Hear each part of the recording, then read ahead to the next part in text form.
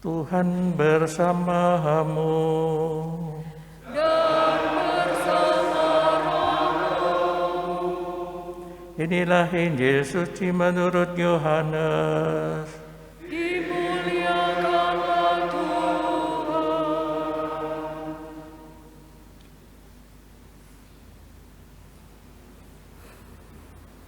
Sekali peristiwa, berangkatlah Yesus ke seberang Danau Galilea, yaitu Danau Tiberias.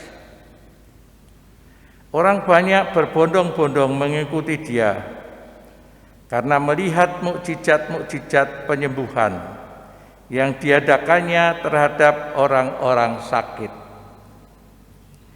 Yesus naik gunung dan duduk di situ dengan para murid. Waktu itu Paskah, hari raya orang Yahudi, sudah dekat. Ketika Yesus memandang sekeliling dan melihat orang banyak berbondong-bondong datang, berkatalah ia kepada Filipus, "Di mana kita akan membeli roti sehingga mereka dapat makan?" Hal itu dikatakannya untuk mencobai dia, sebab ia sendiri tahu apa yang hendak dilakukannya. Jawab Filipus kepadanya, "Roti 200 dinar takkan cukup untuk mereka, sekalipun masing-masing mendapat sepotong kecil saja." Seorang murid, yaitu Andreas, saudara Simon Petrus, berkata, "Di sini ada seorang anak yang membawa 5 roti jelai dan mempunyai 2 ekor ikan. Tetapi apa artinya untuk orang sebanyak ini?" Kata Yesus, "Suruhlah mereka duduk." Adapun di tempat itu banyak rumput, maka duduklah mereka itu, sekitar 5.000 orang laki-laki. Yesus lalu mengambil roti, mengucap syukur, dan membagi-bagikannya kepada mereka yang duduk di situ. Demikian pula yang dilakukannya dengan ikannya, sebanyak mereka kehendaki. Dan setelah mereka kenyang, berkatalah Yesus kepada para murid, "Kumpulkanlah potongan-potongan sisa, jangan sampai ada yang terbuang."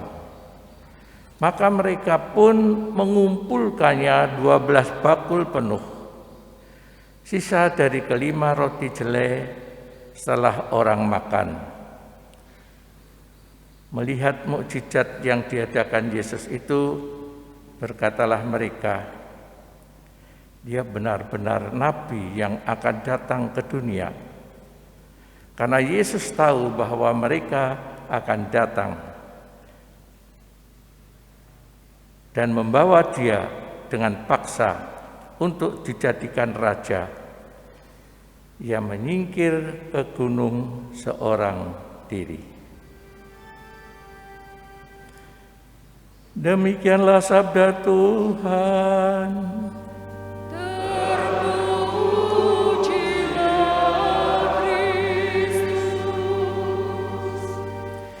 Bapak dan saudara-saudari yang terkasih, pernah pada suatu ketika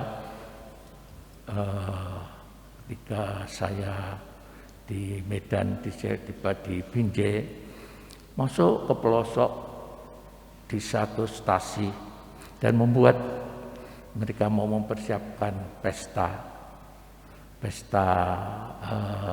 waktu itu untuk pesta Natal mungkin. Bagaimana mereka mengumpulkan? Mungkin bayangan kita, kalau kita dengar lelang itu mungkin lelang mobil atau lelang perhiasan atau lelang lukisan atau apa itu ya. Tapi pada waktu itu mereka mengumpulkan uang di pelosok. Saya juga waktu itu agak heran karena yang dilelang itu apa? Hasil bumi, misalnya daun pepaya atau kacang panjang atau apa saja yang dikumpulkan dari hasil bumi dilelang untuk mendapatkan uang di masyarakat stasi yang kecil. Ibu bapak dan saudara-saudari semua yang terkasih, Injil hari ini kita mendengar kecintaan Yesus pada orang-orang yang mengikutinya, dan kita tahu apa yang terjadi. Yesus bertanya kepada Filipus, karena banyak orang yang mengikutinya, bagaimana kita bisa memberi mereka makan? Tentu juga Filipus berpikir, bagaimana membeli makanan? Apakah 200 dinar saja pasti tidak cukup, meskipun dapat mendapatkan makanan yang sedikit saja. 200 dinar itu, 1 dinar itu ya untuk 1 hari lah, pekerjaan 1 hari. 200 dinar pada orang segitu 5.000 laki-laki, belum dihitung yang perempuan. Tapi Yesus tahu apa yang mau dibuatnya. Dan kemudian Andreas seperti kita dengar tadi, itu ada anak, dia bawa bekal 5 roti 2 ikan, dia makan untuk cukup sehari dengan lauk sedikit itu ya. Dan Yesus diterima oleh Yesus. Mungkin tidak tahu anak itu pun rela memberikan yang sedikit itu.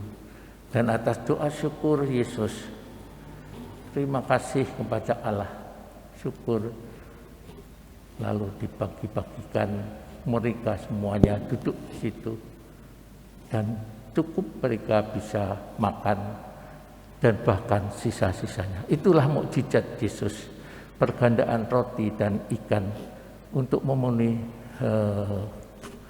mereka yang mengikuti Yesus.